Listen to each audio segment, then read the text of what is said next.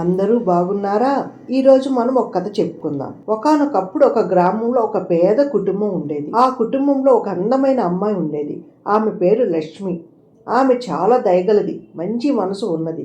కానీ ఆమె చాలా పేదది. ఆమె ప్రతిరోజు అడవిలోకి వెళ్ళి కట్టెలు సేకరించుకునేది. అది ఆమె జీవనోపాధి. ఒకరోజు ఆమె అడవిలోకి వెళ్ళినప్పుడు ఒక కోడి కనిపించింది. కోడికి చాలా ఆకలిగా ఉంది. అది లక్ష్మి దగ్గరకు వచ్చి, నాకు ఆకలిగా ఉంది, దయచేసి నాకు ఆహారం ఇవ్వగలవా అని అడిగింది. లక్ష్మి తన దగ్గర ఉన్న ఆహారంలో సగం కోడికి ఇచ్చింది. కోడి ఆహారం తిని చాలా సంతోషించింది. అది లక్ష్మికి, నువ్వు చాలా మంచి అమ్మాయివి, నేను నీకు సహాయం చేస్తాను అని చెప్పి వెంటనే అది లక్ష్మిని ఒక పిల్లిగా మార్చింది. లక్ష్మి పిల్లిగా మారి చాలా ఆశ్చర్యపోయింది. ఆమె భయపడి నేను ఇప్పుడు ఏమి చేయాలి అని అనుకునింది. ఆమె అడవిలో తిరుగుతూ ఉన్నప్పుడు ఒక పూల చెట్టు కనిపించింది. ఆ పూల చెట్టు మీద ఒక చిన్న పక్షి ఉంది. పక్షికి చాలా ఆకలిగా ఉంది. అది లక్ష్మీ పిల్లిని చూసి, నువ్వు ఒక పిల్లివి, నేను నిన్ను చూసి భయపడను, దయచేసి నాకు ఆహారం ఇవ్వగలవా అని అడిగింది.